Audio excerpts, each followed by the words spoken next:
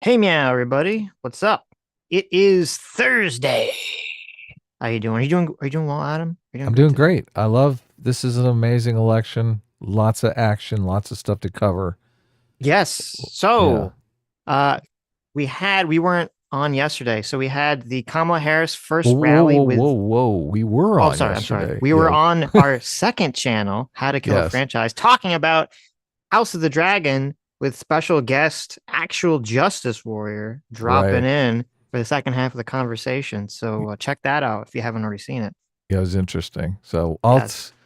I'll talk a little bit more about that later, but let's get into the politics stuff. Right. I want to talk about Tim Walz, obviously. Kamala picked him. Bunch of news. They had their first rally.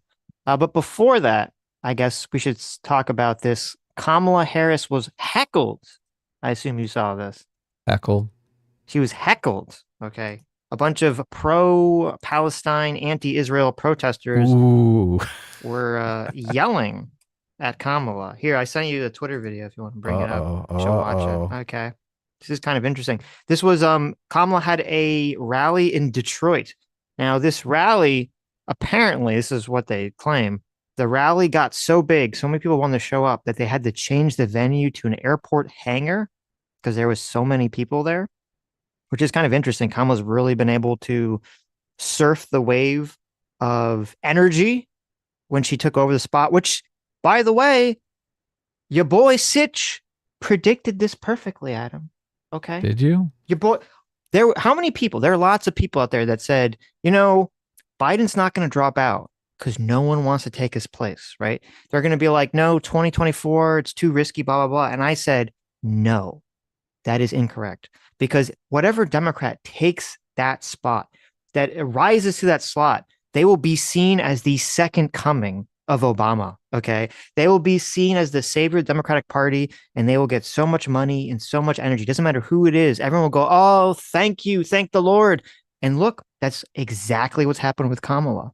Despite the fact that she's been a relatively boring, not liked VP for 4 years. As soon as she takes the top spot, everyone just bends over backwards and bends down to her and says, oh my God, she's a goddess. She's the goddess coconut brat. Oh, I love her so much. It's a testament to how much they hated Biden, that geriatric old fool. Yes, yes. So it exactly played out the way I thought it was. Though there is something interesting that I thought about the other day, which is I originally didn't understand why the Democrats were very scared to do a contested nomination process, right? I thought it would be better for the country and better for policy and be kind of interesting. We haven't seen that in years. And I didn't really understand why the Democrats were so scared of it.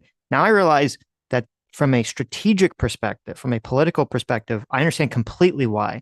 Because they they also perceived probably or predicted what I predicted, which is that whoever takes the slot will be basically given this golden crown to move forward.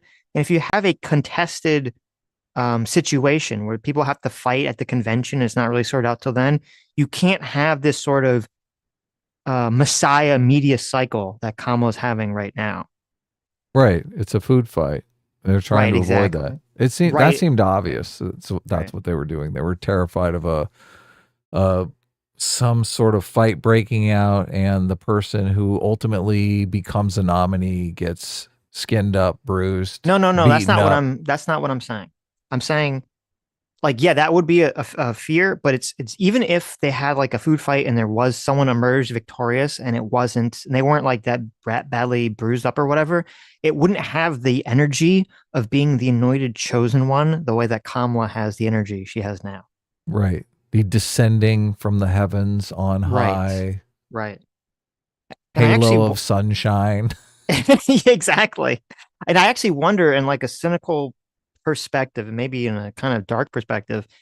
I don't know if this is true, just a random thought I had the other day, which is, a lot of people were complaining that Kamala was like, the Kamala coup, right? They didn't vote for her. She was anointed, blah, blah, blah.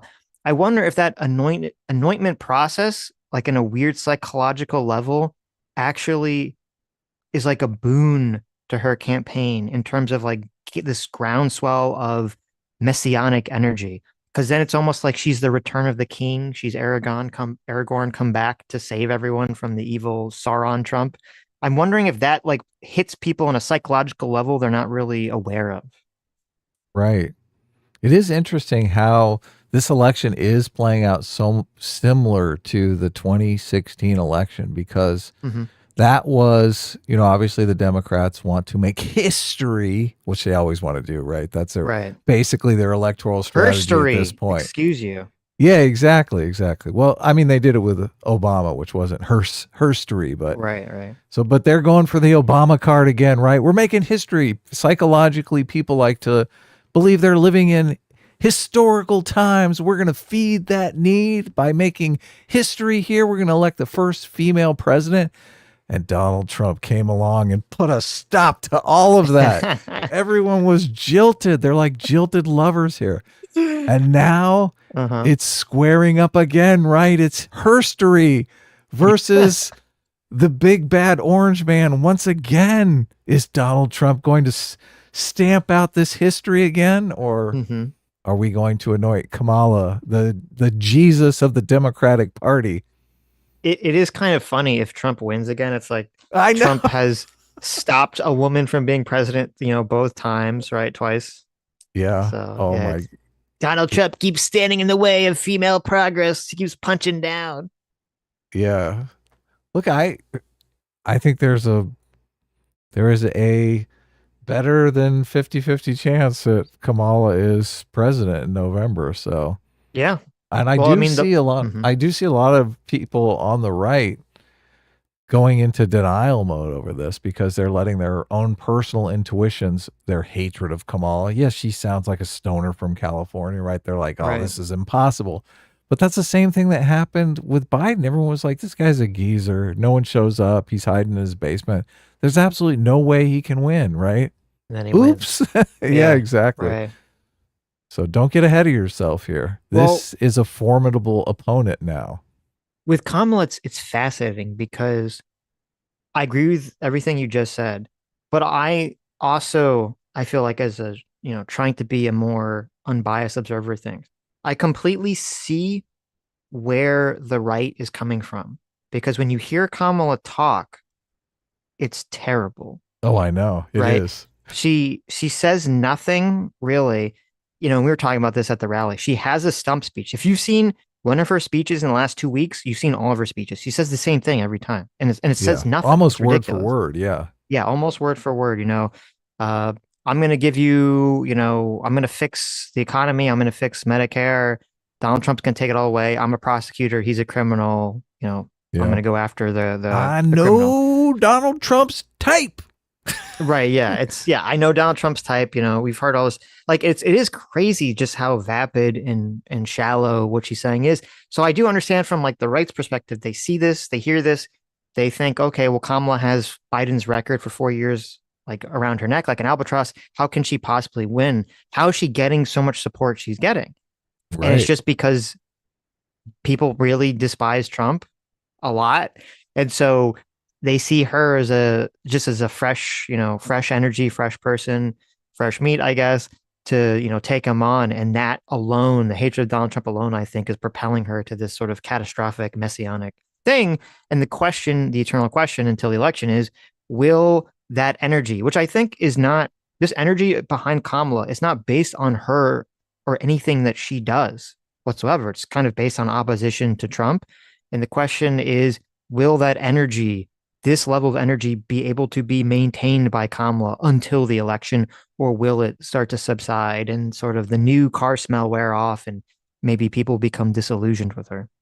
I'm not sure it's wholly based on dislike of Trump. Hmm. Democrats do have this, we want to be on the right side of history. We want to be making history constantly. The So I do identity, she's a think woman, yeah. the identity politics Right. plays into this considerably. You could be right. And You could be right. yeah, look, I agree with what you're saying about Republicans, the way that they're looking at it. Look, it's easy for me to say that. I agree. I see one of her speeches and I think this is completely substanceless. I mean, Right. so I'm more interested in policy. Like she barely brushes against policy as she's talking. I'm not I don't have TDS, so she's not appealing to me when she does her TDS speech, which Hmm. is way too long for me. But I do think, I mean, I encourage right wingers to look as if the left is looking at her with like the Jesus filter on Instagram, right? They don't Right. see her the same way that you see her. They see everything that she's saying as just magical and enchanting. So they're having a completely different experience from you. So a lot of times they'll think other people are having the same experience as them. This is, vapid nonsense, and there's no way she's going to win, but don't be fooled. She could easily win. Oh yeah. Oh yeah. Well, it's like, how a lot of people on the right, still a little bit now, but a lot more in the earlier days where like Trump was like the God Emperor, Oh yeah. memes, all Oh that stuff. yeah. Oh Like, yeah. right. Like the left has that feeling for Kamala currently right now. Yep, So they do. This is their God Emperor. yeah, God Empress, has come to save them Yes. from Orange Bad Man. Go ahead. Okay. What? So you want to watch this clip? No, let's No, not watch it. you don't No, want to watch this clip? no, let's watch it. Obviously, come on. Okay. This has to be good. Ready? So yeah, well, let me set this up. So it plays the first part like in the crowd, so you can kind of hear what the crowd hears, and then it plays it again from Kamala's perspective, so you can kind of get a sense of what it sounded like to everybody. This is the heckling, right? Have you Yes. seen any of the reporting on the Trump campaign playing up? Is it Josh Shapiro? That's the Yeah. Jewish guy that. Yeah. So the Trump campaign was evidently trying to get Josh Shapiro on the ticket, like real bad. Oh no, wait, they were trying to get him off the ticket. Oh, now I'm mixed up. On the ticket, Trump. off the ticket. The No, Trump campaign was yeah. so if Josh Shapiro was on the ticket, that hurts them with their base. So the Trump campaign was trying to get Josh Shapiro on the ticket so that they would mobilize these No. anti-Palestine. You have it backwards. Is There it? was the rumor was, I don't know if this has ever been confirmed. The rumor was that there was a quote whisper campaign against Josh Shapiro that both like far left people were pushing and also Trump people were pushing because the Trump campaign was worried that if Shapiro was the VP pick, Oh, that would they would appeal to moderates. Yes, right. They'd appeal to exactly. moderates, right? And so Right. they're at least at first happy because Tim Walz is sort of appears to be more, progressive, further left. Yeah, that's a confusing part because it could go either way. Like if Josh Shapiro was on the ticket, it could suppress base voter turnout, right? Because they Right. do have all of these people who are pro Palestine, and if they put Josh Shapiro on the ticket, all those people could stay home, right? This guy's a genocider in chief, right? Right. And that obviously and this plays directly into the clip we're about to watch too. So Right. That's what I was thinking. So, right. but I is that's like a tough call though, whether or not he hurts them or helps them. So they probably Well, I said it's sidestepping the issue is the best course of right. action. Well, I said it's all dependent on what their internal polling said. Is this going to be a base turnout vote election, or is this going to be a try to get the swing vote, undecided voter election? Right. Yeah, but Josh Shapiro could do suppressing the base. Yeah. Right, which Which is the they direction don't that they want that. went in. Yeah. Right. Okay.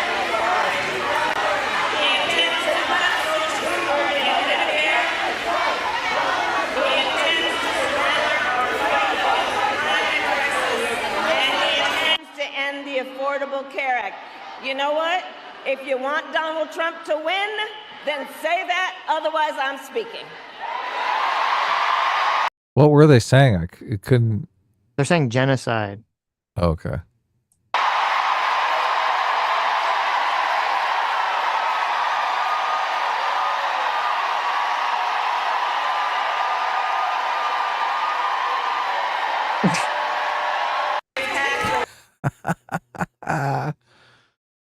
So how do you Okay. feel about this? It was interesting because so she gives her response. So they're shouting a bunch of protesters shouting like genocide, Israel bad, things of that nature. Right. And then she says, her comment about if you want Donald Trump to win, then keep speaking, otherwise shut the fuck up. Essentially, and it's interesting too, not just the audio, but if you're watching or if you're not watching, like Kamala, she kind of looks at them like the way a disapproving mother looks at a child. Yeah, Like definitely. she even does like the head tilt, which is kind of fascinating. So what do you think about this? Do you think it's a good idea, bad idea?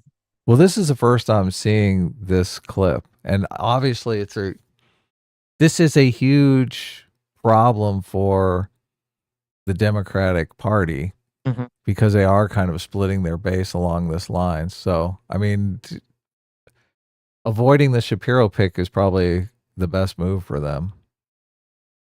But what are you asking me? What her Well, do response, you is it think good this or was a bad? good idea for her to respond in this way or not? Yeah, I'm ambivalent about it. I'm not sure it's good or Mm. bad. Yeah, what is your take? Our own chat says they were saying we won't vote for genocide. Okay, Oh, that that's makes what they're sense. saying. Right. So I don't know. It's hard to say.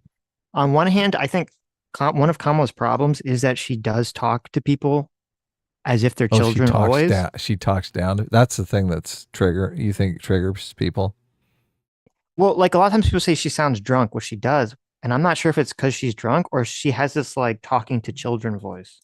And right? you combine that with, it's funny too. It's kind of a segue, but or a sidestep here. Um, at the rally with Tim Walz, the first rally, people kept calling Kamala like joyful.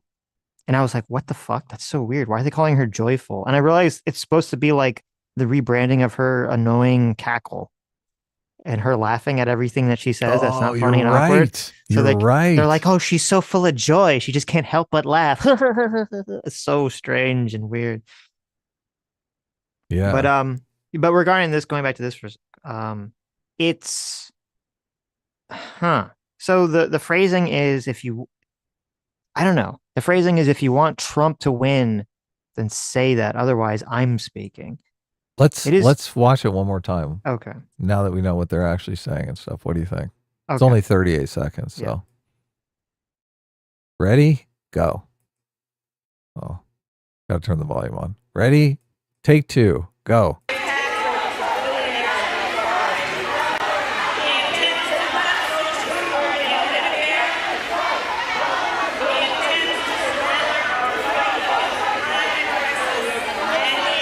To end the Affordable Care Act. You know what? If you want Donald Trump to win, then say that. Otherwise, I'm speaking.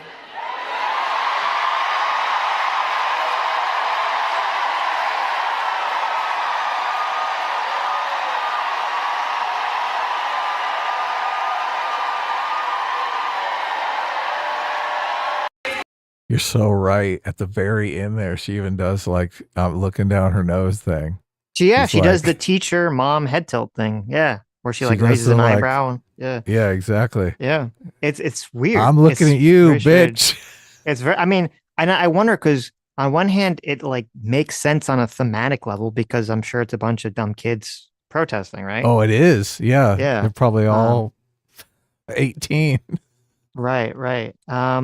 Well, I guess let's talk about the easiest way to talk about like the pros and the cons. The pros of this would be, it shows, oh, she's not weak, right? She's not going to kowtow to, the mob. She's not going to kowtow to the radicals in the party. She's going to tell them to shut the fuck up, essentially, right? That'd be like the pro side of things. The con side of things would be, is this going to negate the Tim Walz pick? Because to me, a lot of the Tim Walz pick was to galvanize the terminally online, internet left to sort of throw a bone to the more progressive left to get them excited. And this kind of undermines and cuts the legs out of that momentum so recently after she announces Tim Walz as the choice, right? Yeah. We just talked about how this is supposed to be a base election, right? Turning out your base. And there's got to be a better way to deal with this than this tactic. This tactic is not a suck up to your base and get them Right. enthusiastic, right? Which is, yes, that's why it's weird to me. Because on one hand, like obviously personally, like I like this, right? I don't Yeah. like people that heckle speeches. I also don't really agree with, a lot of those people's positions anyway. But I wonder from a strategy perspective, I think it's a bad move, but I'm not 100% sure, but my intuition is kind of leaning that direction. Right. Or I think it is difficult. I think you'd want to find a way, and I don't know what it would be, and you have to workshop this, would be to appear strong, but not completely dismissive. Yeah. Tightrope to walk when you're in that situation. It's a tough one, right? I Hmm. mean, you want to give them the impression that you share their policy goals, especially in the realm of Israel and Gaza and all this, because it is like a huge motivating force in the Democratic Party right now. I Hmm. mean, so many people. I mean, you got, this, remember the stuff we covered with Crystal Ball? Oh, man. Like, if it's motivating her, and like Kyle is a little obsessed with this. I mean, they talk about it on the Young Turks all the time. They're obviously involved, right? Well, it's fascinating because again, we get into this sort of the internet versus reality and how that plays out. And Right. like, um, you know, there was a Well, I mean, they're going poll. out and protesting on college campuses, though, so it's a little bit more than just the internet, right? No, no, no. But what I mean is like, okay, so there was a poll that came out recently, and it was Harvard Caps Harris poll, and it says, it's about Israel Palestine thing. It says, in this conflict, do you support Israel or Hamas more? Okay, 80% of the population is more in Israel's side, Of 20% is on course. Hamas's side, right? Of And then course. if you do it by party, 75% of Democrats. Okay, so still overwhelmingly. And then the second question was, do you think Israel is trying to avoid civilian casualties in fighting its war against Hamas or not trying to avoid casualties? 66% overall say that Israel is trying to avoid, and 57% of Democrats say trying to avoid. So you still have like the overwhelming amount of support from both the population at large and Democrats is still on Israel's side. And Yeah, no, I completely agree. The only argument I would make is that in a base election, you're talking about enthusiasm and you're yes, talking about turning out the margins. So, you are yeah. correct. Yeah. Yeah. So, And and you, these are yeah. obviously going to be the most enthusiastic people that are going to tip you over that 5% that you need to actually secure the election. Right. And the numbers get even more interesting when you look at them through their age range, because the 18 to 24, the numbers are very different. In 1824, 46% of 1824 are on Hamas's side over Israel, which is scary Hey, and terrifying. what? Say that again? 46% of the 18 to 24 range were more supportive of Hamas than F- Israel. Almost half? Yes, of 18 to 24. Wow. Okay. And 31% of 25 to 34. Okay. Yeah. That's So, not pretty. well, and that's where you get in this weird situation because you're gonna have, we'll see how all the internet progressive pundits react to this sort of heckling and how it all reacts. Because I don't know, on one hand, you're right, it's a base election. I would think that these people have some kind of sway, some kind of matter. On the other hand, there was just this kind of interesting thing where Cori Bush got annihilated In in her her primary? election, in her primary. Yeah. And, someone had this really good point. I retweeted it. They said Cori Bush has, almost 850,000 followers on X, and the guy who beat her only has 10,000 or less than 10,000. So it's just, there is this sort of eternal disconnect between internet politics and real life, maybe not eternal, but at least current uh, disconnect between the internet and what real life will hold. Was she talking a bunch about accusing Israel of genocide and that kind of stuff? Was she engaging in that rhetoric? Cori Was that, Bush. yeah, Cori Yeah. Bush. Yeah. Yeah. And she was complaining because, what's it called? The Israel super PAC that everyone always talks about. Oh, yeah. Oh, Its yeah. name is escaping me for some I reason in a just, second. APAC. The APAC was like really involved in funding her opposition and all that stuff. So yeah. I think, I don't know. I like to think most people don't vote based on identity politics. There's some that goes on. You, you're laughing. I mean, I would I like to think it's think that as mostly well. identity politics. Well, when I say identity politics, I mean the like dignity politics. They basically are voting for Kamala Harris because she's a woman. That increases the status of women, and they want to feel all good and warm and fuzzy about that, right? Mm-hmm. Even the Palestine, the reason the Palestine issue is identity politics is because they're saying, and you can hear this when you hear Jank's rhetoric around this. It's completely explicit. They're like, Israel um, wants to oppress the Palestinian people. They want to, shit all over their dignity, right? Mm-hmm. The Right. Palestinian people, they need to rise up and, find their own destiny. All this stuff is around dignity and respect. Mm-hmm. Israel is disrespecting the Palestinian people, right? That's kind Right. of the argument. And I believe all these people chanting at this rally are probably thinking that same exact thing, right? Mm-hmm. Israel is disrespecting Palestine. It's an identity politics type issue where most Americans are like, I mean, I don't give a fuck about their Palestinian people, right? Like, Mm-hmm. what's that have to do with me? I'm paying $5 a gallon for gasoline. Why do I care about their dignity? I'm worried about my Right. dignity over here. Well, it was interesting. I listened to Hassan's reaction to this because I figure he's kind of like a good barometer for where the leftists are going to go with this. And he Oh, was nice. very upset with it, and he was saying, this is a bad answer. You're going to turn off the people that are going to volunteer for your campaign and knock on doors and all that stuff. Which maybe is true, maybe it's not. I don't know how many of these terminally online people are actually involved in those sorts of things. But but it's interesting because they're kind of criticizing it, but I feel like it's a tepid criticism. It's still sort of like a hesitancy because they want Trump to lose. And I think maybe what we'll see is that their audiences, because I think audiences radicalize pundits, not the other way around. I think their audiences will push them further and further to kind of come out against Kamala in the coming weeks, unless she comes out with a very strong statement against Israel. Wow. So Wow. Okay. there was That'd be interesting. I don't know why. I don't know if you can hear it. My laptop fan's going crazy. So I don't No. know if that's getting picked Zoom up. is filtering it all out. Sounds great. Okay.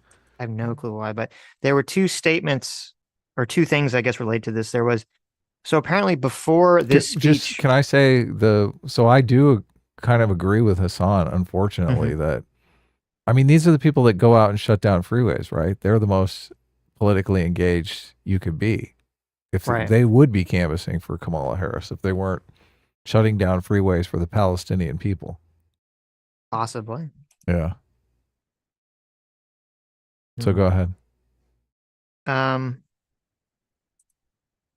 so there were a couple things. The first was that before the speech, apparently, Kamala had spoke to the co-founders of something called the Uncommitted National Movement.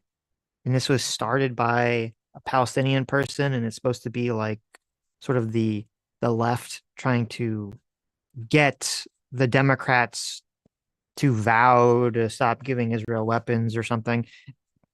And I guess they're the ones that were protesting, or they're probably involved with the protest. And they're claiming that before the speech that they asked about some kind of embargo, weapons embargo request, and that she indicated that she would be potentially open to it. Right.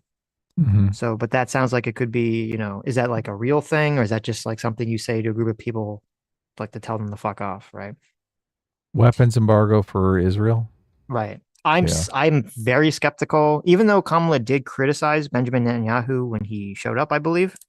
Even though she didn't meet with him, I'm very, very skeptical that she would take a super strong stance against Israel. That would make these people happy. Yeah. I mean, these people aren't going to be happy with anything you do, One, but she's really taking a strong stance on anything, in my opinion. So I think she's going to keep trying to say nothing and win on that. which is, I mean, that's basically, well, I guess Trump has come out with policies, but a lot of Trump's policies have been nebulous. Maybe he's coming out with actual policies to Yeah. counteract the vacuousness of this. Not really. I think it's very similar, though I think Trump's a little bit better at identifying issues. though it was interesting. For the first time, I forget where it was, I did hear Kamala bring up inflation is a problem.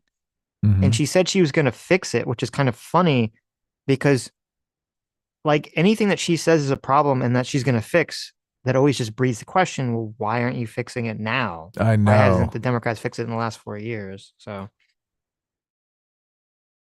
Yeah. and then so she had a statement after that event, after she kind of mommified the hecklers, and she said, since October 7th, the vice president has prioritized engaging with the Arab, Muslim, and Palestinian community members and others regarding the war in Gaza. In this brief engagement, she reaffirmed that her campaign will continue to engage with those communities. The vice president has been clear she will always work to ensure Israel is able to defend itself against Iran and Iran-backed terrorist groups. The vice president is focused on securing the ceasefire and hostage deal currently on the table. As she has said, it is time for this war to end in a way where Israel is secure, hostages are released, and the suffering of Palestinian civilians end, and the Palestinian people can realize their right to dignity. There's their dignity, freedom, and self-determination. That's so true. So, kind of like that's like a super middle of the road, nothing statement. I don't think that will appease, obviously, the anti-Israel, pro-Palestine people. Must be nice to be so secure in your financial situation that you can care about the dignity of the Palestinian people all the way across the world, right? It is interesting. I think it's like I think it's almost like abortion in terms of, you said the other day, if abortion is legal in your state, do you really care about it? And I think people still do because it becomes for some people like a symbolic issue that represents a greater moral virtue about themselves and the country. And I think for a lot of young people, Israel Palestine has become that issue, Right. even though majority of people, wouldn't probably be in their top 10 of issues of why they would vote for one candidate over the other. It is fascinating. Yeah. I guess this is, oh man. It's funny this stuff breaks out in Israel and it completely affects American politics. Mm-hmm. This would be my dream. Okay, this would be the dream. I don't think it's going to happen. I don't think this is going to happen, but this would be my dream. This is how I think you would actually fix the left in America. All right, you ready for this? Let's hear it. This response to the hecklers creates a sort of snowball where the more progressive left, the more socialist left become more and more angry and unhinged with Kamala. Kamala keeps Ooh. giving statements like she gave, and that doesn't appease her. And then the election, and then they start telling people not to vote, to stay home, genocide, genocide, genocide, right? And Yeah. this leads to a situation where the election day comes, super close race. Kamala loses by very little in these swing states. And when they look at the demographics, it's like if the young people had showed up, she would have won, right? Yep. And so then the Democrats and the media blames, the young anti-Israel Gaza protesters as for why the orange man Donald Trump wins the election. Okay. God, my dream. That would be the dream. And I think that would be Oh the my dream because God. then finally it would sort of force the left and the mainstream left to actually deal with the more extreme elements of the party because they actually influenced their election in a negative way that they didn't want. I feel a bet coming on. I do. I don't think that's going to happen. I don't think that's going to Oh, happen. good, I'm saying good. this is my fantasy. I'm Oh, dreaming this scenario. I think God, there's a it's very so low good. chance this will happen. I think what will most likely happen is that most of these people on the more progressive left will just fall in line and vote for Kamala anyway. I think that's the more likely scenario. Right. And she'll win. Okay. And she'll win. Yeah. If I this think that's far more happens, likely. but if this happens, if they do stay home and Kamala ends up losing by a fraction, they're going to blame white supremacy. What are you talking about, Sitch? Come on. They already know who they're going to blame. No, see, there'll be this disconnect because, and we've heard this when Trump won the first time. We hear this in every election where Democrat loses.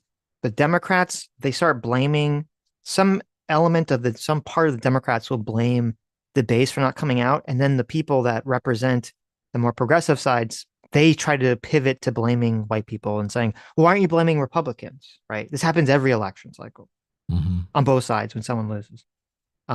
So that fight will occur. But part of my fantasy here is that it's very clear that it's the young people staying home that make Kamala lose. Is that when they look at the demographics of people that don't show up, they see a big decline in like the young people showing up, and they relate it to Israel-Gaza situation.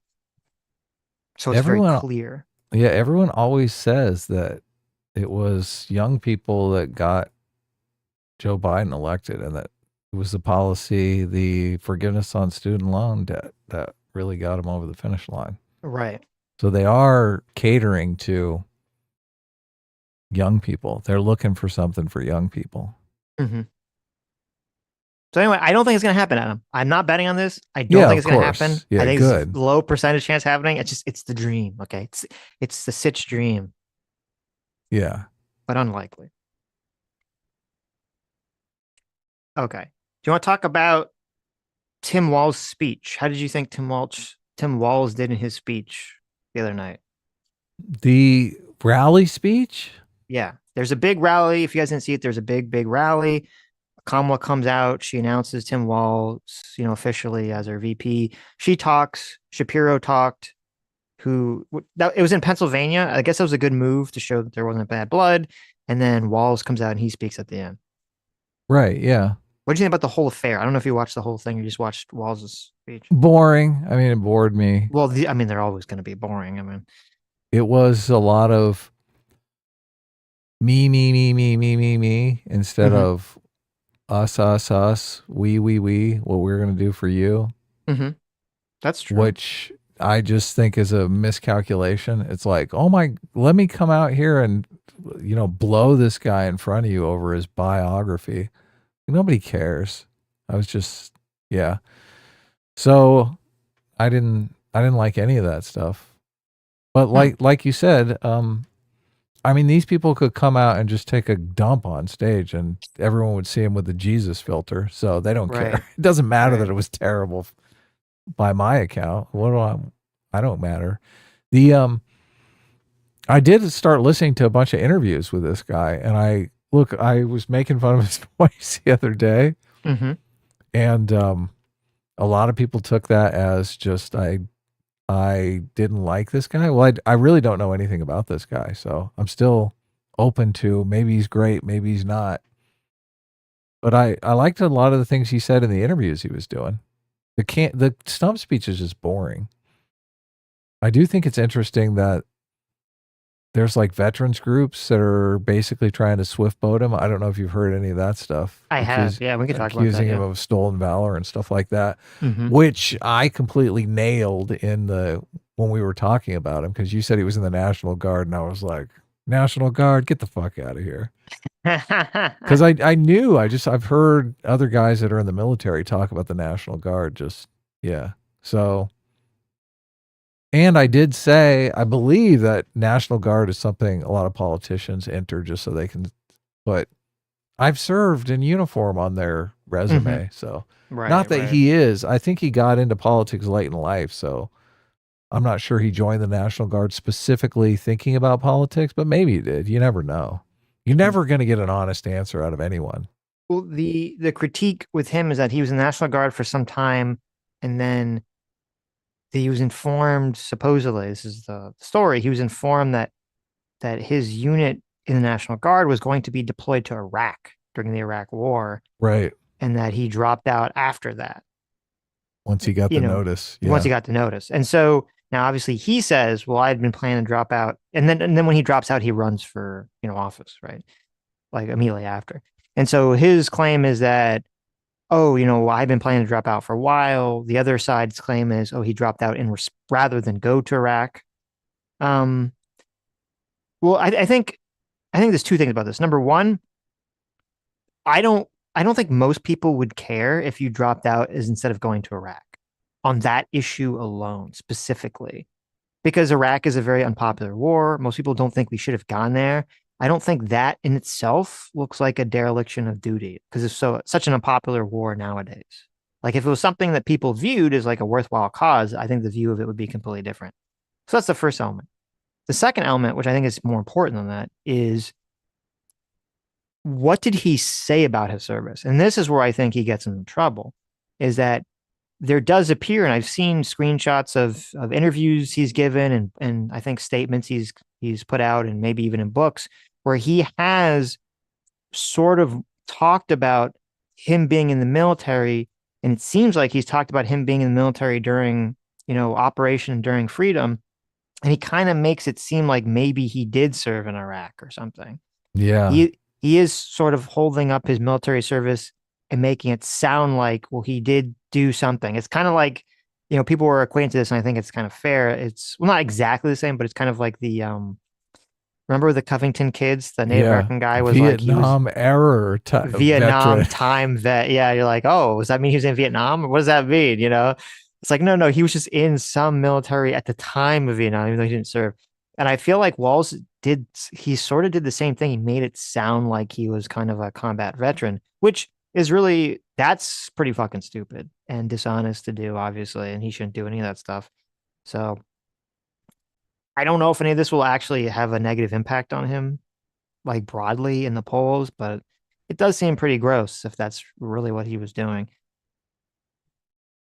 It did seem to hurt Kerry, but Kerry was the presidential nominee, obviously. Right. And who cares about vice presidents, right? Right. Yeah. Well, it's interesting because with Kerry, because I thought the same thing too. Tim Walz is going to get swift voted here. With Kerry, like with the Tim Walz thing, it seems like the claims could be valid. With the Kerry thing, it seems like the claims are completely bullshit. Oh like yeah, he was that's in, a good, that's a good distinction. Yeah, he was over there in Vietnam, like as riding around on a boat. Like, so people claiming like, oh, well, did he really deserve his Purple Heart or whatever the claims were? It seems like kind of just nonsense. They were complete nonsense. Yeah, right. And then some people were trying to sort of reflect this onto JD Vance because JD Vance, he was in the Marines. And he's talked about being in the Marines. And even though he was in Iraq, I believe he said he was in Iraq. He himself didn't see any actual combat. But I don't think that's fair because even, someone brought up a passage from his book. Even in his book, he says that he didn't see combat. So even if he says he was in the Marines, as long as he's been clear and said that I didn't see any fighting or shooting or whatever, I think that's fair. Yeah, totally. So. Yeah, it's a dishonesty that people want to avoid. But there's just that tendency to want to pad your resume as much as possible. Yeah, exactly. Exactly. Right. That is kind of human nature, right? Right. Don't do it. In terms of his speech, well, let me talk about the convention as whole or the rally as whole. I thought Josh Shapiro came up, he talked. I thought he was very good in his speech. It's weird to me. People were saying he was doing an Obama impression. I didn't get that at all, really. I was like, okay, I don't. He does have the cadence of Obama. I agree. I don't with that hear claim. It. I know a lot of people hear it. I don't hear it. So I don't know. Maybe I'd have to hear it back to back to really think. I was like, it doesn't sound like Obama to me. Then Kamala stood up and talked. She gave the same. It was interesting. Half the speech was the same speech we've heard a million times. Very boring. The half of the speech she was talking about Tim Walz. And it was fascinating to me that when she was talking about Tim Walz, that the speech was like 5 times better. It's like when she's talking about someone else, suddenly she can like actually say things that are like, oh, okay. And then when Tim Walz spoke, even though you were right, it was all, I mean, it's sort of him announcing the VP. So it's going to be more on like, him and his record and all that stuff as opposed to the people. And so it was a focus on his life and everything. But it's interesting because whenever I hear, even when I hear Josh Shapiro, when I hear Tim Walz, when I hear any of these people speak, I'm so cynical. I'm so over it that I just hear like standard political talk. But at the same time, it's fascinating to me. I think Biden is so bad at speaking and Kamala is so bad at speaking that when you have Walz come and speak, and he's like a competent politician, I'd say he's like a B range politician in terms of rhetoric and charisma, that he just seems like he's like a superstar by comparison because they're so bad at speaking. Right. Josh Shapiro, I think, is better than both of them, obviously. Yeah, no, I agree. Josh Shapiro is better than both of them. His Obama impersonation is pretty good. But it's interesting because even though I hear what he's saying and I can register that he's better than them, it still sounds like nothing to me. Like I'm just so cynical whenever I hear a politician speak. Yeah. So, but I think overall, Tim Walz, he did good in the speech. I think it's the like the way the media is framing him is very interesting.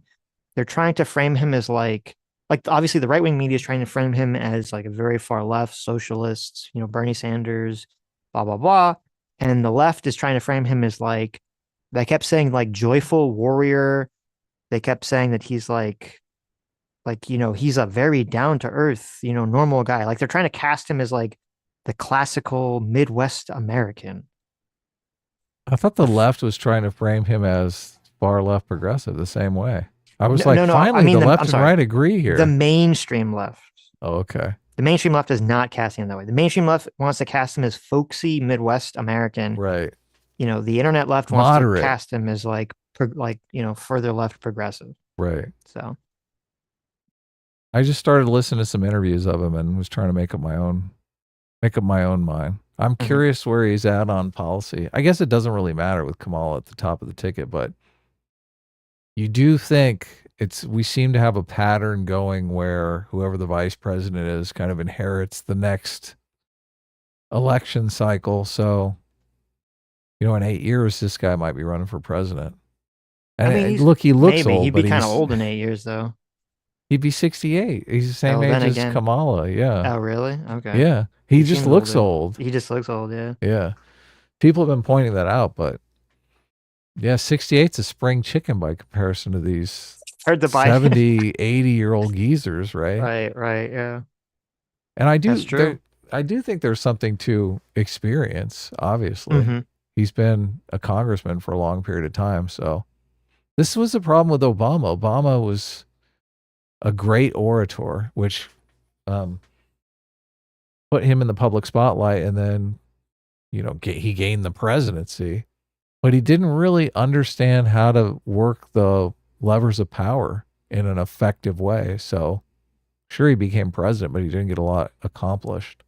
Okay, let me read some supers before you move on.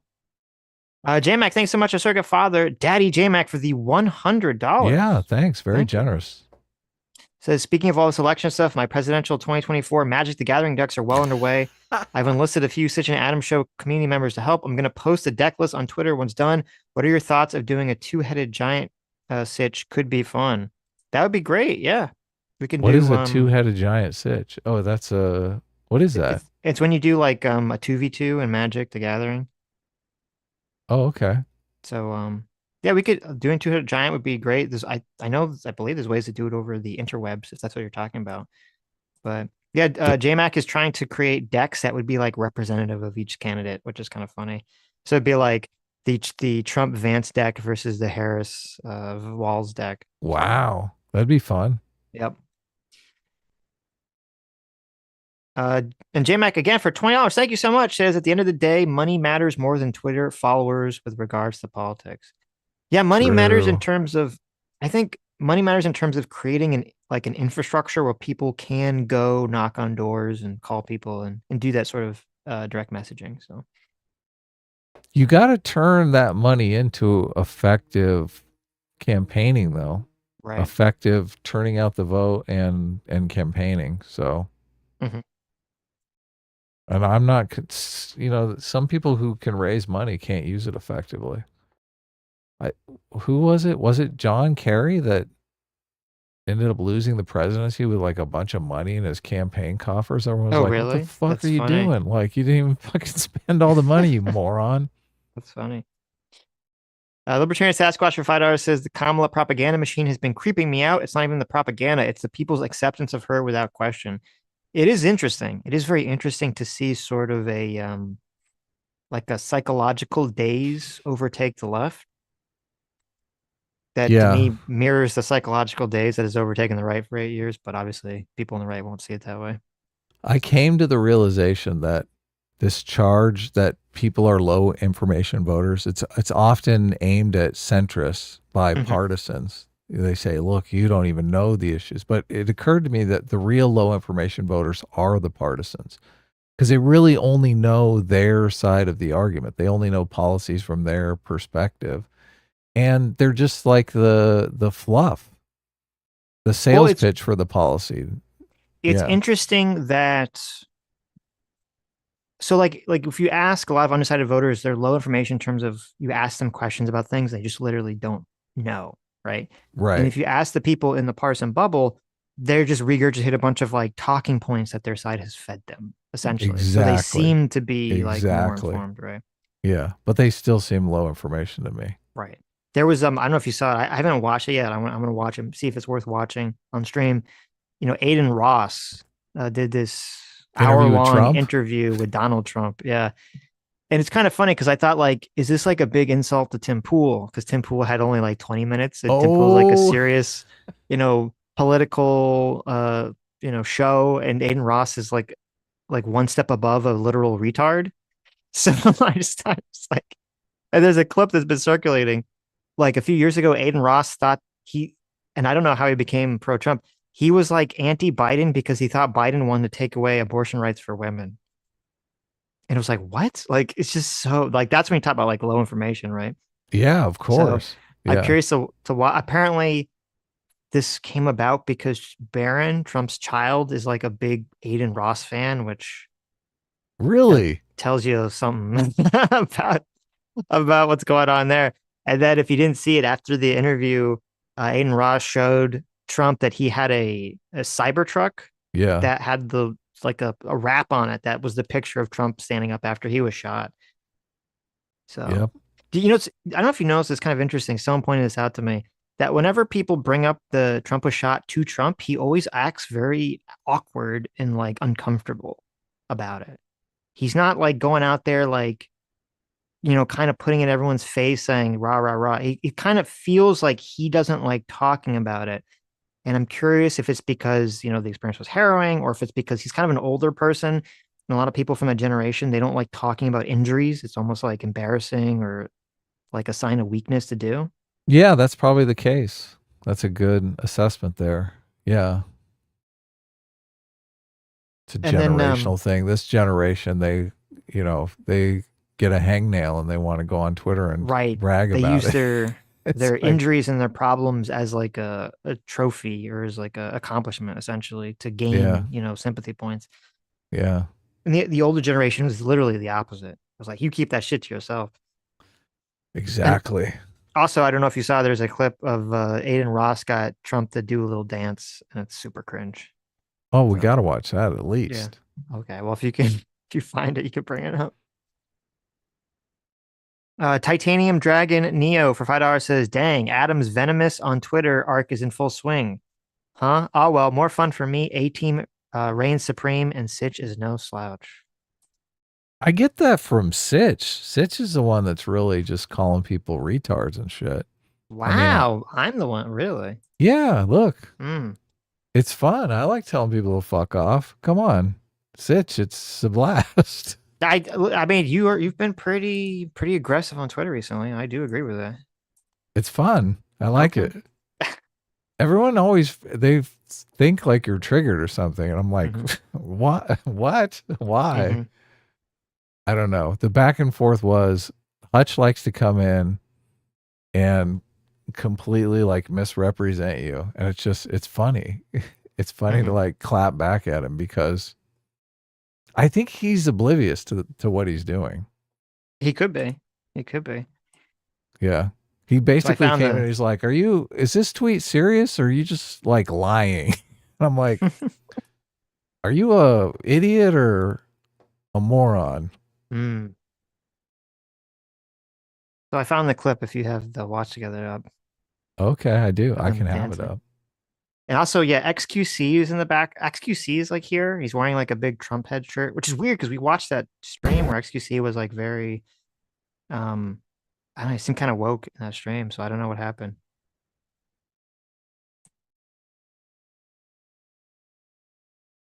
You have it Hmm. up. Sort of. Yeah. Okay. Twitter sucks for 19 months. Thanks so much. Says Democrats. Trump is old. Democrats 3 weeks ago. Don't focus on Biden's age. Focus on his policies. It's all gaslighting. Fake Kamala and lying Walz. Yeah, it is. The whole Trump is old thing is like a deliberate troll by the left. So I don't think it's like Oh, effective at all in terms of like swaying people to vote, but it's just effective at like trolling people on the right on the internet, essentially. So oh, kind of like the that's the left being dishonest. sure, of course, trolling is dishonest by its nature, but it's kind of in the same vein as the JD Vance couch, had sex with a couch thing, which Walz actually like referenced in his speech. Yeah, Did you did you catch get that? that? Yeah. He did. He said if Vance can get off the couch, and everyone cheered. Um, and I don't know. I think it's like gross to reiterate like a troll that everyone knows is not real and is fake. He probably shouldn't have done that. So I do agree it was kind of gross to do that. The right, I He just know some just people, meant to get off the couch and come to the interview, Sitch. Look, he's of got the course. perfect out. Well, first of all, it doesn't even, I mean, it shouldn't even apply because it seems like Kamala's the one who's hiding, from from doing like any press stuff. But I saw that some people on Twitter and like the more right wing space, they're trying to craft like some way to attack Walz to rival something like, intentionally dishonest way to attack Walz that would be the same vein as Vance, couch sex thing. And they focused on this concept of Walz, drinking horse semen. Oh, I know. I've been seeing those Right. memes. And I'm saying this and I'm like, okay, you guys understand, or I'm saying, or you guys don't understand, like this isn't going to work at all. Okay. The thing, the reason the JD Vance one worked as a troll was because it was it was something that was like unusual and weird that you wouldn't think of. Like people have thought of like, oh, gross, you fucked a horse or whatever. Like that's a thing. People don't really think of like fucking couches. That's not like a thing you've ever really heard of before. So it was weird and unusual, but also kind of believable, right? You could kind of believe that maybe JD Vance in his book wrote that when he was a kid, he like fucked a couch or something. It's like one of those things that's like weird, but also believable, but then also funny. So it kind of was like perfect and it was an accident. I think some random person just like literally tweeted it out as like a joke. And so it kind of like had like that perfect storm of qualities. The Walls horse thing doesn't. It's just kind of gross and like obviously not true. So I tell the right they need to kind of they need to workshop it better. The horse thing isn't gonna work. That's not a good attack. It needs to be something that's kind of believable and funny. Yeah, I didn't believe it, the horse semen thing at all. So Right. That's just kind yeah, of super gross and everyone knows it's not real. seemed So obviously like a keep work partisan attack. So right. Keep workshopping on it. Okay, here's the keep trying to get your dishonest take off the ground, Sitch. Come, well for troll. Keep working on your troll if you want to no, if you want to match the couch stop troll. it. Okay, Stop. okay. Stop with this dishonesty stuff. Stop with the couch shit. Right. Okay, here's the dance here. I'll tell you about TikTok. Trump is going to keep TikTok going, whereas Biden and Harris, they have no idea what it means. And all it's going to do is be good for China the other way. How do you feel about oh, wait. So there was it a law or no, it was a law, right? Or was it executive order? Wasn't it a The law TikTok that thing, the yeah, TikTok ban. TikTok Who knows these ban days? It's like, does Congress pass anything? It's probably an um executive order. it was a law. Yeah, yeah. Oh, Congress did Um pass it. Nice. hmm, let me see here. Make sure.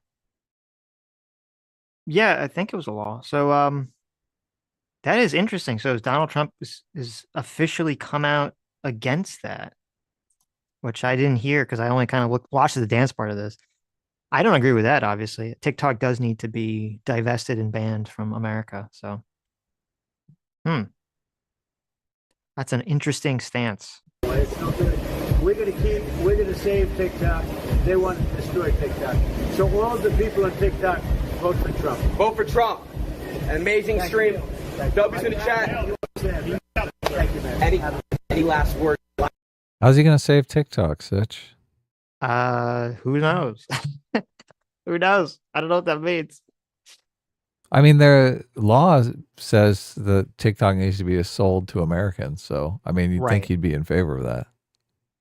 You would think, Yeah. unless he's just kind of saying like, okay, there's one of two things. Either A, there was a person who has a massive share in TikTok who donated a shit ton of money to Donald Trump. So, Right. Can definitely seem like just a pay for play thing.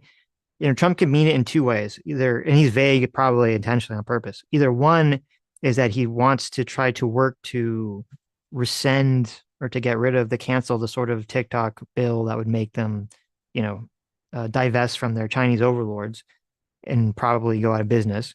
Or two, he would keep that bill in place. And when he says save it, he just means find someone, an American company to buy it or something, right? And I think he's being intentionally vague so that he can kind of pivot either direction if he were to win the election.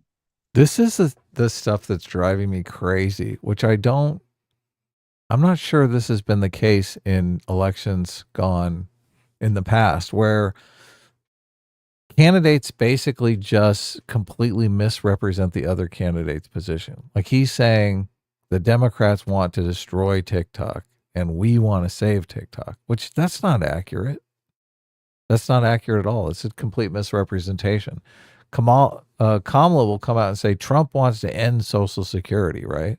No, he doesn't. He's talking about he wants to protect America's seniors. Like he's in favor of Social Security.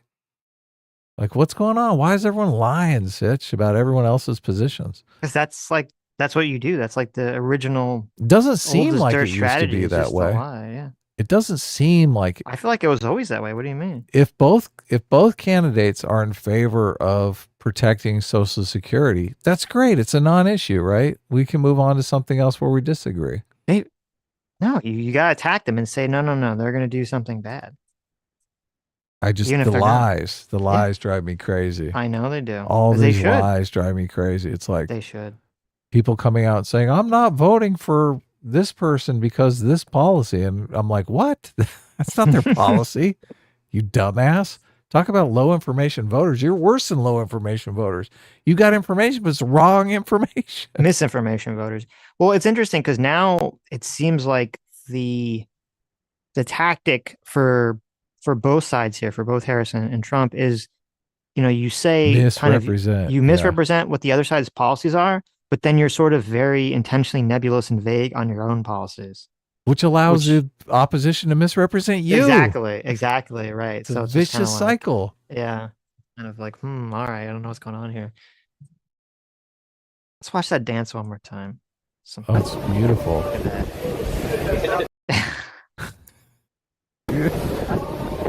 Look at that. He does the thing with his knees where it's like he basically knocks his knees together. Oh, Trump? Yeah, you're right. Yeah. I can't stop watching it. He does like the white man overbite too.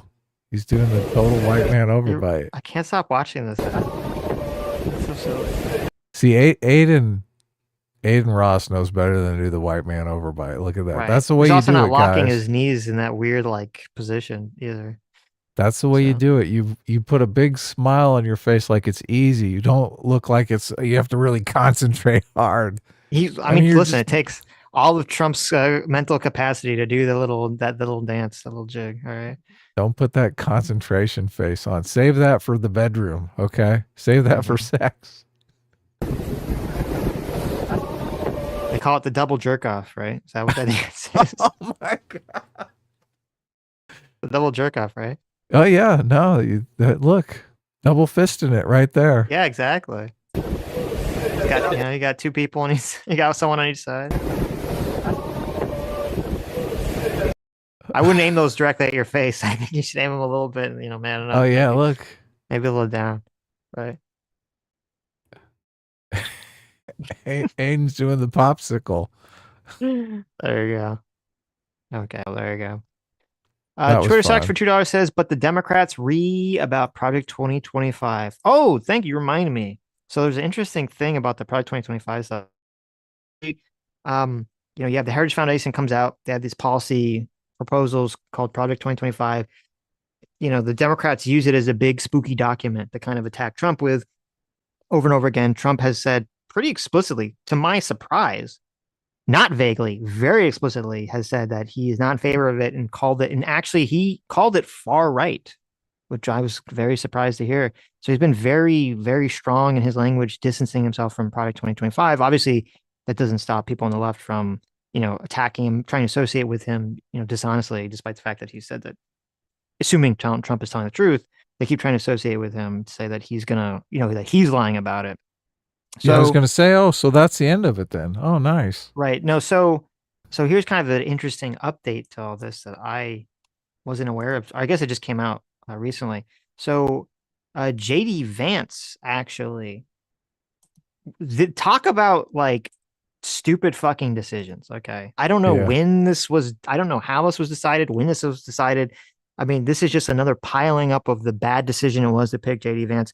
JD Vance literally wrote the foreword for the president of the Heritage Foundation's new book. Okay. The president of the Heritage Foundation. So the guy who's in charge of Project 2025, JD Vance, wrote the foreword for this guy's book. And this book is supposed to be specifically about like why the country needs to implement these sorts of Project 2025 reforms. Yeah. That claim has kind of morphed into JD Vance wrote the forward to Project 2025. Yes, when I think that's it true. was. That's true. Yeah. I think it was he wrote the forward to the author of 2025's book, but it's sort of morphed into JD Vance wrote Project 2025. That is true. That is true. But I have that's heard this when claim. People would say it quickly, that's what it made it sound like. And you're like, what? But yeah. But this is still like kind of bafflingly stupid. I don't know if I mean, when people do books and forwards, they're usually done months and months in advance. So maybe this was all done like way before he was ever chosen to be the VP and all this controversy. But the timing of this obviously really, really bad, because this gives the Democrats and the left like the perfect line of attack to say, we told you so. We told you Trump is going to do this evil, spooky Project 2025 stuff. But then interestingly, so this book was originally supposed to come out in September, so next month, but because of this controversy, they've pushed the book back to come out after the election. I bet. Sometime in November after the election, which is kind of hilarious. Yeah. And it's unfortunate because I was actually really interested to read this book to see what the guy's take was on all this stuff. Look for a leaked copy. I'm sure there's going to be one. Maybe. All these books usually go out to all kinds of people, editors, agents, like long before they come out. So I'm sure there's probably copies floating around. Mm-hmm. Well, they actually did. His foreword was actually leaked online. You can read the foreword that he wrote. Which I have read. It's not a great foreword. It's kind of a stupid foreword. I don't think Vance or whoever wrote this is a very good writer. So I read it, I was like, oh, this is a good book. But it's kind of funny because it actually, I can see why. It does completely give more credence to the 2025 attack, because in the foreword, JD Vance is specifically saying that like the Heritage Foundation, he says, I'll read it. He says, the Heritage Foundation isn't some random outpost on Capitol Hill. It is and has been the most influential engine of ideas for Republicans from Ronald Reagan to Donald Trump. Mm-hmm. So he's literally just giving the left this like pie, this free piece of cake. He's giving them everything that they would possibly want to tar Trump with the 2025 thing. So here's how the Republicans vetted their VP pick. They went to JD Vance and they asked him, hey, have you done anything that will make us look bad? And he's like, hell no. Mm-hmm. Okay, you're in. That's about the extent of the vetting process, it seems. Right. Yeah, this was this is a really bad idea. So we'll say it's interesting. When did the Project 2025 stuff start up? Was it before or after the JD Vance pick? It was before. It was much before. Yeah. Okay. So they were already saying. This, like he could have wrote. Yeah. He could have wrote this like in January. Like who knows? This could be like months and months old, way before any of that controversy started. Yeah, but they could have asked him, hey, do you have any association to this Project 2025 thing that they're trying to pin on us? Mm-hmm. And he might have said something like, oh yeah, well, I wrote the foreword to the guy who came up with that book. Right. I mean, right? I'm sure he knew. I'm sure he remembered that he wrote the foreword to the book. Right. Usually that takes some time and effort. You got to, set aside time in your schedule, sit down and type something up. You'd think he would remember that. Yeah. So it's kind of interesting. We have Kamala, she's got the VP who, he said socialism, one person's socialism is another person's neighborliness. So Kamala's like has to juggle that. And then you have Trump has to juggle, Vance wrote the forward for the Project 2025 guy's book. Right. So interesting. Both these VP picks seem to have come with a lot of baggage. And obviously the Vance has the kind of stolen valor-esque claims. Yeah, I don't mind Vance as much as I think you do. I listen to him and I think he sounds pretty wholesome and well, I don't like anyone that identifies as post-liberal. Post-liberal left, post-liberal right, that's a huge red flag. Is that not a red flag for you? I mean, there's all red flag. I mean, there's all kinds of red flags. I mean, if you couldn't vote for a candidate because there was a red flag, you couldn't vote for anyone. Sure, but usually if someone is against liberalism, the foundation of America, that's kind of sketch. I mean, I don't know what Vance means by that, and I don't know if he's ever articulated it specifically, but that's why I'm saying it's a red flag, because you're like, well, I want to know more about what that means. I mean, I'm like to the point where every single candidate has something that is completely disqualifying. Okay. Like you can't vote for anyone then. Right. Like what candidate doesn't have something that is like, oh my God, I don't like that. Fucking A. I'm not saying, but I'm not saying that you should not vote for someone or not vote for Trump Vance because of this. You said I have more of a problem with Vance than you do, and it's because of this statement. Because of him saying he's post-liberal right, because of this association with the with the argument and all that stuff. I got it. The point, at some point you have to have some faith in our institutions. You have to think, okay, our institutions were designed to constrain wackos who are just totally blindly in favor of their own political power. And that's why our system has succeeded in the world, is because it does constrain those urges. It forces these selfish political elites to align their policy goals with things that are going to benefit a wide swath of people. So look, he may personally be a post-liberal, but there's all of these other factors working against him implementing anything close to that, right? Well, there's two things. Number one, he's a vice president. Yeah. So, obviously. The vice president's generally a ceremonial position. It's not like a real power position whatsoever. Yes, but even if he was president. Right. Well, I agree with you that I do think that there's a lot of good safeguards in our democracy / constitutional republic. Yeah. Throw him a bone, Sitch. Yes. That does, in fact, limit people's power to do crazy shit. And that's why I'm not head on fire about either of these people winning, because I do have faith in our system, reining in sort of the crazy inclinations of either side. So. Yeah, totally. Sometimes you get a January 6th, right? Sometimes you get that. That's true. Now we're going to get Wikipedia'd again. They Wikipedia'd our last video, I think. Which is because we just so mentioned comical. Something. Yeah. What was the January 6th thing? Which is so comical because Sitch has gone through the fake elector scheme a million times. And billion times, yeah, I know. Yeah, and he's completely against Trump and Trump supporters on that particular issue. So for YouTube to place some warning on our video about the 2020 presidential it's like the election. the banner underneath, like the video? Yeah. I think if you just mention certain things, like if you mention like aliens, like, oh, alien abduction, I don't know why that fucking triggers alien abduction Wikipedia articles or something. We should see if we can get 4 or 5 of those under this election. Like, I think you can only get 1. That would actually be a fun experiment to see, like, say all the buzzwords to see which one has priority. Yeah. I was going to say, everyone knows COVID's a scam, right? Oh, no. Oh, my God. What about these COVID vaccinations? Terrible. How dare you? What other ones are there? Like, I've heard climate change is bullshit, Sitch. What about you? Do you believe in climate change? I mean, I heard that in the vaccines, they put microchips that actually increase the global temperature. Oh, yeah. It like makes everyone into a little microwave. I've heard they have actual little droids in the vaccine that monitor where you go and report back to Washington, D.C. That's true. I heard that as well. Yeah, I did hear that. Yeah, and they tell the aliens that so that when they abduct you, they can make you perform another January 6th. Oh, Sitch. Pizzagate.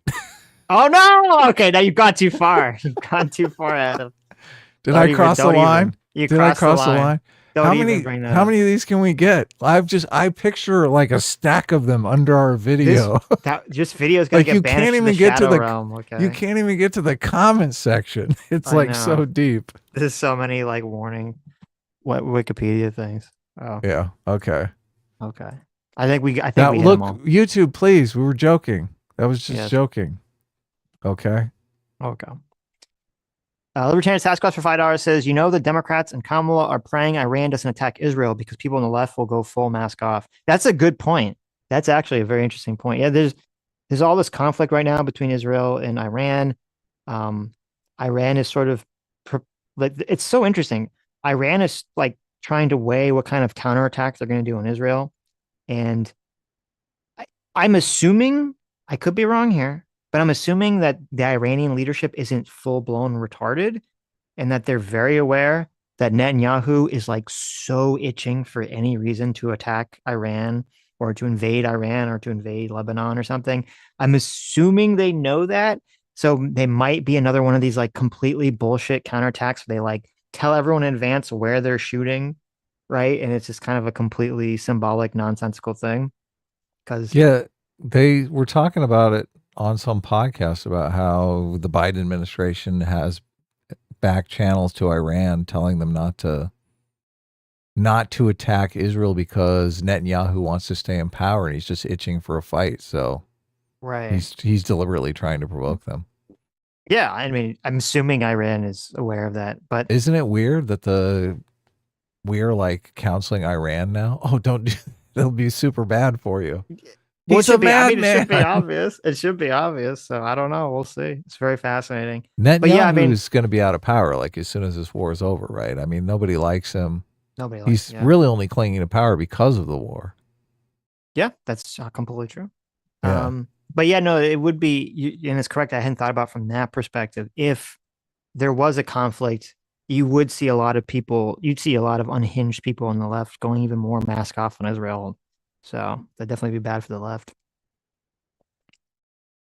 Ryan Aul for $10 says Trump just finished an hour-long press conference. Not a big fan of his, but if he can do it, Kamala certainly can. Around 18 days now without doing a press conference or interview. Yeah, that's a great point. And I think that, Trump and the right should really just be pushing cowardly Kamala, fake Kamala, cowardly Ooh, Kamala. That's finally alliteration that works. There's your alliteration, right? Cowardly Kamala. She keeps running away from the press, running away from actually answering anything. So Right. because that's the thing. I mean, you can't, Trump, and you're talking about this.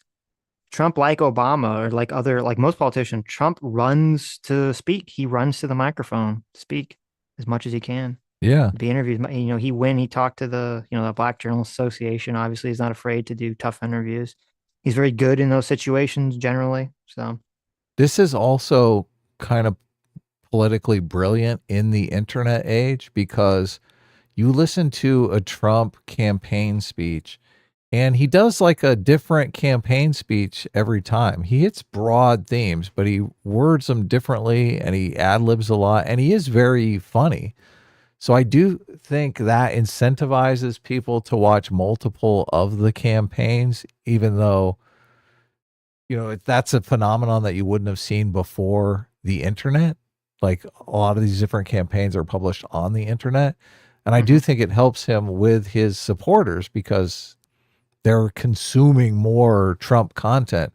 If you've seen one Kamala Harris campaign speech, you've seen them all, right? Who's going to watch multiple of those? It's basically the same thing, word for word for word. So that is true. they're all going to come up on the internet, though.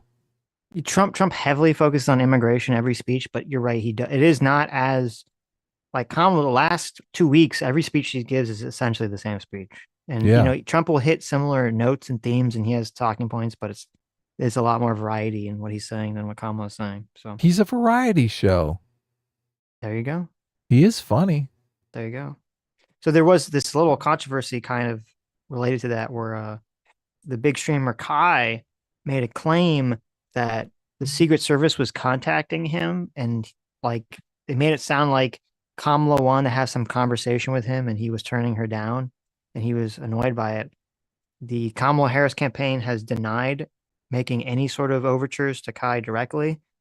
And they're saying that this could have something to do with the fact that apparently the DNC was trying to reach out to talk to Kai about doing something maybe with the DNC convention later this month. So I don't know who Kai is. he's just some big streamer guy. Oh, So people were sort of saying like Kamala was trying to do her own version of the Trump Aiden Ross stream or something. So copycat. right. Copy Kamala. It's funny that the Democrats sort of responded to Trump's name calling or little names that he assigns to everyone with the weird thing. They're like, "Oh, Yeah. you're gonna have these little names for everyone? Well, we're just gonna say you're weird." Yeah, weird, the couch thing. That's true. Yeah. I wonder if, I'm curious if in the next election cycle, assuming Trump is out of the picture, is it going to be the same thing? Is everyone going to be calling candidates insulting nicknames, or is that all going to go away? Because I don't really remember that being a here thing. to stay. I don't remember that being a thing before Trump. I don't remember, like, the media might call people names, but I don't remember, like, the candidates calling each other nicknames like that. Yeah, it's great. Okay. It's Noel super screaming to the void entertaining. for $2. Thank you so much. Says only U.S. pew-pews keep Israel from a Gaza TKO. There you go. Caleb did the skip thing. Caleb for $5 says the pro-Hamas lefties are infighting now, though. There's the watermelon faction that will vote against Trump versus the accelerationist upside down triangles. Oh, really? Is that the symbology breakdown? The triangles versus the watermelons? That's pretty funny. This Kamala video is great, Sitch. She does like the squinty eye thing. Isn't it? Yeah. She's like, "How dare you? How dare you?" Well, it's actually interesting. There's a Twitter thread too, which, we bring in the identity politics angle of it, where people were like mad about interrupting Kamala because the perception was like, how dare you interrupt a black woman from speaking, especially if you're a bunch of like young white progressive protesters, a bunch of white people think they can interrupt a black woman from speaking. These people are retarded, Sitch. It is like, it's hilarious because we've talked about this like in the past, like the intersectionality creates all these like really weird situations where there's too many intersecting identities. It's like, who's going to win, the fight? You have white privilege. She's a presidential nominee. You shut up. She doesn't have any. Yeah. Kamala Harris, presidential nominee, vice president for 4 years. She doesn't have any privilege in our society, right? It's so bizarre. Zero Fox for 23 months. Thank you so much. Says, even if we find a war unjust, we still thank vets for their service. So skipping Iraq matters. Also, fun fact, swift boating was Yarvin's red pill moment. Really? He realized he could lie indiscriminately about candidates and nobody cares. That's interesting. It is interesting. Right. We got to get the resident Yarvin expert in here. I kind of vaguely remember this coming up and us talking about it, but I don't remember the specific circumstances. But that is interesting. I did read part of Yarvin's post where he was talking about voting for Biden, and I still couldn't tell if it was a troll or not. It's so weird. Oh, really? It's so weird because he's talking about like how he wants the president, whether it's Biden or Trump, to have all executive power because he's pushing for the monarchy thing, like very, very strongly. And I'm just like, okay, it's very weird, but all right. So I have such a strong faith in democracy. Mm-hmm.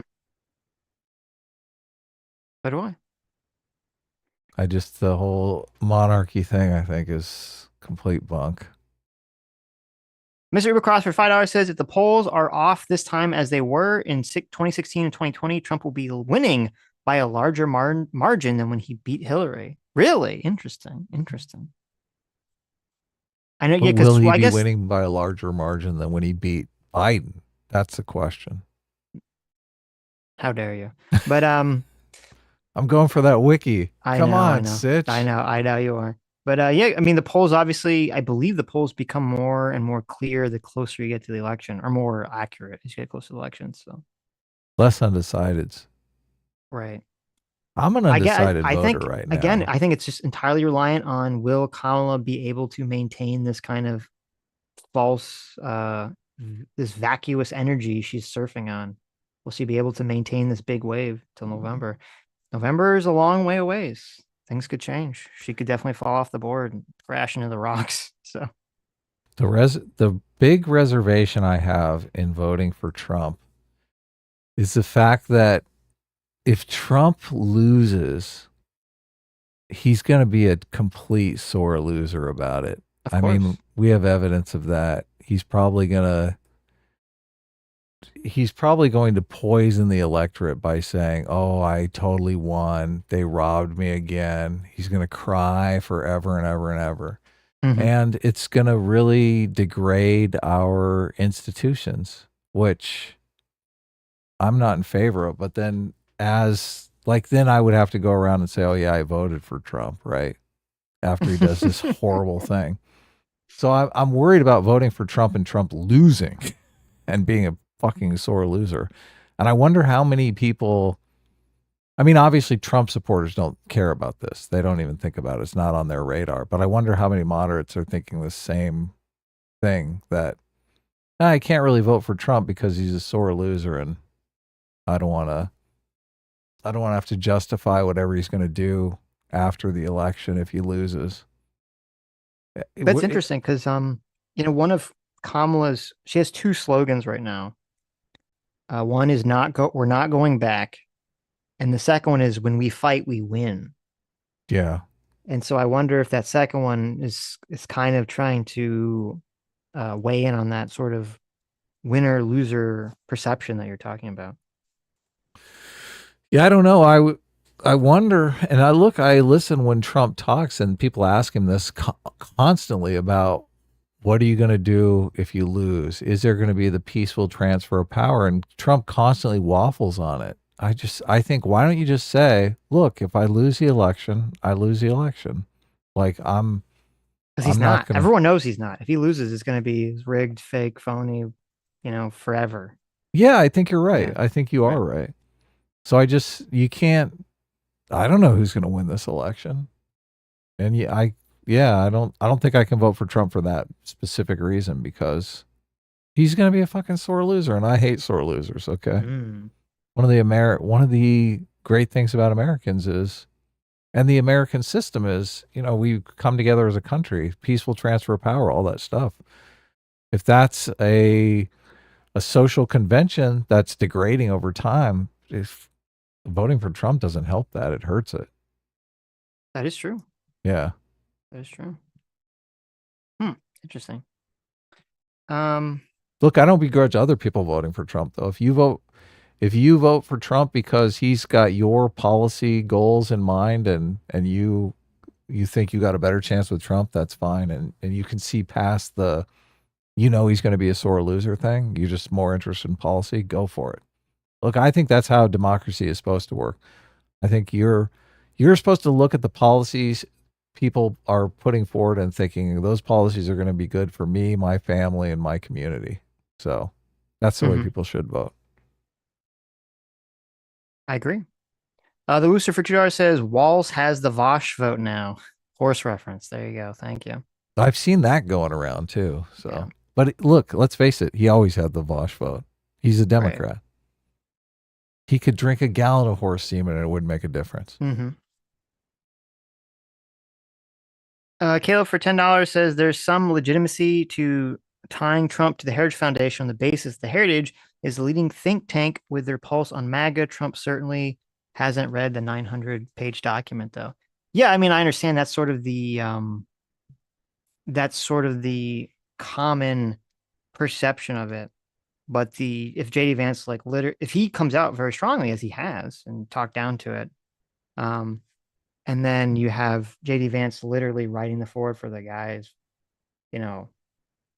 book who was involved with Project 2025. I mean, it's a much stronger connection than just sort of the overall general connection. Philip Kogan's for 19 months says, as a veteran, Tim Walz quitting on his soldiers is completely disqualifying.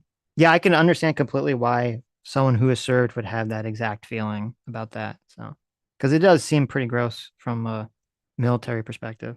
So, but I don't know if the average voter who hasn't served, if that will have much of an impact. Sketch for $5 says, I heard YouTube wants to introduce X-style community notes now. God help us all. Really? Huh. It's interesting. Did you see there's a big lawsuit, Elon Musk, they're suing I forget the name of the organization for like the conspiracy against having advertisers on Twitter. No, I know nothing about this Oh, okay. lawsuit. I guess we'll look into it later. So He's been doing a bunch of lawsuits, so right. which is the way to go, really. Well, I think he's gonna have I don't know the exact merits of that lawsuit, so this maybe it's completely relevant, but I think Elon's gonna have a hard lawsuit on that grounds because it's very clear. This wasn't always the case when after Elon took over, but it's very clear in the last year or so that they've stopped enforcing their terms of service around hate speech, which I think that's fine if Elon wants to do that. But if they're not enforcing their terms of service, which they literally say, so they're essentially just lying, that gives advertisers such a easy out to say, well, listen, we don't want our advertising to be around literal hate speech. Yeah, that's true. And if you say Twitter's lying about it, because in terms of service they says they're against it, but there's Twitter right now is full of, very not dog whistly, but just fully blatant anti-black, anti-Jewish, anti-white, racist speech. And if you report it, they don't give a shit anymore. So, trying for 14 months says the Illuminati will replace Nazis on the flat and hollow fake moon by using microchips and perfectly safe vaxes because they're controlled by Jews. Well, thank you, Trime. There we go. We'll hit all the little banners. Now we got the JQ one. Damn. Right. Sketch for $5 says, considering Xander Hall accidentally confirmed progressive think tanks are buying support from progressive streamers, I'd buy that they'd reach out to Kai too. Well, I think it's more likely. First of all, if they reach out to Kai, I don't think they would deny it. I think it's more likely that they were reaching out to him for some DNC thing, and he just assumed it was to talk to Kamala. So. That nobody guy for 11 months says, thank you for your appeal to the understanding of the opposing political views and the ones that fall somewhere in between. Best comedy show ever. Well, thank you. Yeah, thanks. Wartooth88 for $2 says, speaking of sore losers, let's bring on Deadwood Dale. I don't know who that is. What happened to Deadwood Dale? He was like a Comicsgate guy, right? Oh. Okay. Yeah, I don't know. What happened to him? Did he lose something? I don't know. I don't know the story, so. But anyway. Burger Dan for $5 says, Walz kind of looks like the racist politician and oh brother, where art thou? The Zoom call probably didn't help. It's funny because you're right. I see him as that as well. He does look kind of like your standard 1940s politician cast to be like the racist guy, in a Hollywood movie, which is kind of funny. You know what I think he should do? What? This Walz guy. What's that? I think if he grew his hair out a little bit longer, I think he could do a serious Bernie Sanders and really light people up. Really? Yeah. Really? If he started doing the crazy white hair, oh my God. All these kids would be like, oh my God, it's the second coming of Bernie. I'm voting for him. I guess the last thing we'll talk about today is just kind of interesting. This new story, new accusations levied against Hunter Biden, Adam. Oh my God. We haven't thought about Hunter Biden in so long now that Biden's out of the race, right? He's back. Hunter Biden's back, Adam. He's back in the news. And it's funny because like this is all bore me to death. No, this is being reported everywhere, not just like right-wing news sources, okay? Which is kind of interesting. So the special counsel prosecutor's office for David Weiss, they're accusing Hunter Biden of accepting payments from a Romanian businessman they're saying that Hunter was attempting to influence U.S. government agencies through his father, Joe Biden, and he was accepting money from a Romanian businessman to do it. Well, that's true. So there you go. So Have I'm they got curious to him? see where that case goes. Obviously, it's just the beginning of them publicly talking about it. What if they do? What if they do actually find some dirt on Joe Biden? Hmm. And all these people are glazing him about, oh, he's the best president in history, you know, second only to George Washington. And then it comes out that he's totally corrupt. He's been taking money from everyone. He's the next Nixon. I think it would get lost in the Oh Kamala yeah. Oh craze. yeah. Oh I yeah. think it would all get lost in that Kamala craze. Everyone be like, Yeah. well, that's great. Biden sucks. Anyway, Kamala's our savior. Woo. True. So, True. Yeah. anyway, so They blew him up long enough to get him off the stage. right, right. So we'll see where this new Hunter Biden story goes. Hayden Dill for $2 says, I got one. Climate change did 9/11. Wow. That is solid right there. is That's a solid, good yeah. one. We forgot about the 9/11 hoax. We did. Anyways, All right, that was great. That was a lot of fun. Got me up to speed on what's going on. We'll see how this election pans out. it's gonna be fun. Yeah, lots of interesting stuff going on. We're talking on Sunday, right? We'll see you guys on Sunday. All right. Take care. Bye-bye.